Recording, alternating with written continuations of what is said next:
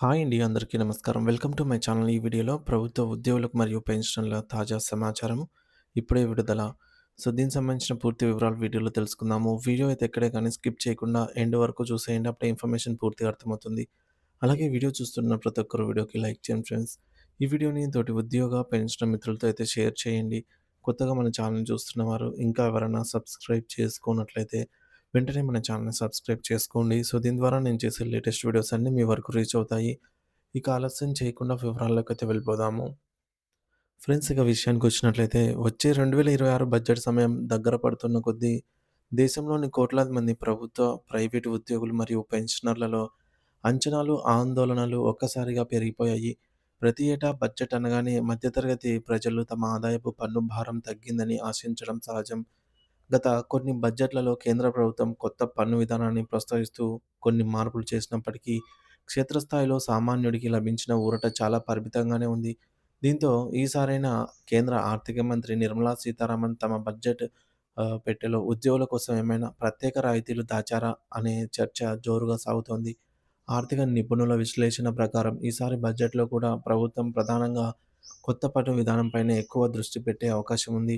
పాత పన్ను విధానం నుంచి ప్రజలను కొత్త విధానం వైపు మళ్లించేందుకు గాను స్లాబ్ రేట్లలో స్వల్ప మార్పులు చేయడం లేదా స్టాండర్డ్ డిడక్షన్ పరిమితిని ఇప్పుడున్నటువంటి ఈ యొక్క రూ. 75,000 నుంచి మరికొంత పెంచవచ్చనే అంచనాలున్నాయి. అయితే పన్ను స్లాబ్‌లలో భారీ మార్పులు చేసి ఆదాయాన్ని తగ్గించుకోవడానికి ప్రభుత్వం సిద్ధంగా లేదని తెలుస్తోంది. ఎందుకంటే దేశ అభివృద్ధికి అవసరమైన నిధుల సేకరణలో ఆదాయపు పన్ను కీలక పాత్ర పోషిస్తోంది. ఉద్యోగులకు భారీ ఊరట లభించడం కష్టమనే సంకేతాలు రావడానికి బలమైన కారణాలైతే ఉన్నాయి. ప్రస్తుతం కేంద్ర ప్రభుత్వం మౌలిక సదుపాయాల కల్పన, రక్షణ రంగం మరియు భారీ సంక్షేమ పథకాలపై రికార్డు స్థాయిలో చేస్తోంది.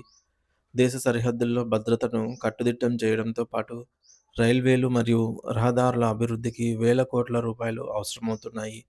ఇటువంటి తరుణంలో పన్నుల రూపంలో వచ్చే ఆదాయాన్ని తగ్గించుకుంటే ఆర్థిక లోటు పెరిగి అదే దేశ ఆర్థిక స్థిరత్వానికి దెబ్బతీసే ప్రమాదం ఉంది.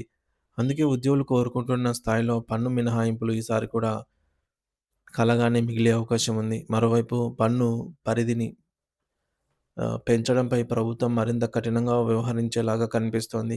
ఇప్పటికే పాన్ మరియు ఆధార్ అనుసంధానం ద్వారా పన్ను ఎగవేతలను గుర్తించే ప్రక్రియ వేగవంతమైంది.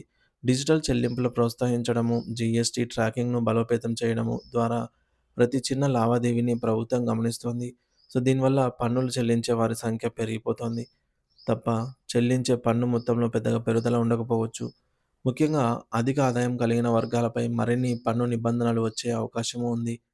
ప్రపంచవ్యాప్తంగా నెలకొన్న ఆర్థిక అనిశ్చితి, కొన్ని దేశాల్లో కనిపిస్తున్న ఆర్థిక మాంద్యం ఛాయల నేపథ్యంలో భారత్ తన వృద్ధి రేటును కాపాడుకోవడం అత్యంత ముఖ్యం. కేవలం ఎన్నికల తాయిలాలు లేదా ఓటు బ్యాంకు రాజకీయాల కోసమే కాకుండా దేశ ఆర్థిక పునాదులను పటిష్టం చేసే దిశగానే 2026 బడ్జెట్ ఉండబోతుందనే స్పష్టమవుతోంది. ద్రవ్యోల్బణాన్ని అదుపులో ఉంచుతూనే మధ్యతరగతి ప్రజలకు కనీస ప్రయోజనం చేకూర్చేలాగా ఏదైనా మధ్య మార్గం అనుసరిస్తారో లేదో చూడాలి. మరి పన్ను రాయితీల కంటే కూడా దీర్ఘకాల ఆర్థిక స్థిరత్వ, ఉపాధి అవకాశాల కల్పన మరియు ధరల నియంత్రణపై ప్రభుత్వం మొగ్గు చూపేలాగా కనిపిస్తుంది. ఇది పరోక్షంగా పెన్షనర్లు మరియు ఉద్యోగులకు మేలు చేయవచ్చు అని చెప్పవచ్చు.